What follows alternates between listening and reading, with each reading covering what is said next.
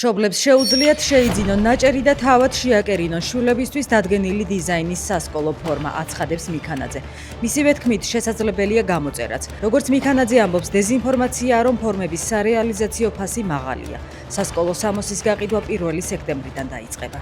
რუსეთი ოკუპირებული აფხაზეთისა და ცხინვალის რეგიონის მცხოვრებლებისთვის რუსული პასპორტის აღებას $600-დან $65-მდე აიაფებს. გადაწყვეტილება ეხება დნესტრის პირეთსაც. 1 აგვისტოდან რუსეთის მოქალაქეობის მიღებაზე საკონსულო მოსაკრებელი რუსეთმა ყველა ქვეყნისთვის $600-მდე გაზარდა. თუმცა საქართველოსა და მოლდოვის სეპარატისტული რეგიონები ამ სიიდან ამოიღო. ომის შიშით რუსებს ბანკებიდან მილიარდები გააქვთ. როგორც Washington Post-ი წერს, რუსებს შიში აქვთ, რომ კრემლი ომის დასაფინანსებლად მათ დანაზოგებს მიითვისებს. ცენტრალური ბანკის მონაცემებით წელს რუსებმა ბანკებიდან 24 მილიარდ ევროზე მეტი გაიტანეს. უკრაინამ ანექსირებული ყირიმის ელექტრომომარაგებისთვის მნიშვნელოვანი ნავთობტერმინალი და ქვესადგური დაბომბა. კრასნოდარის მხარეში ცეცხლი გაუჩნდა ტამა ნефტეგაზის რეზერვუარებს.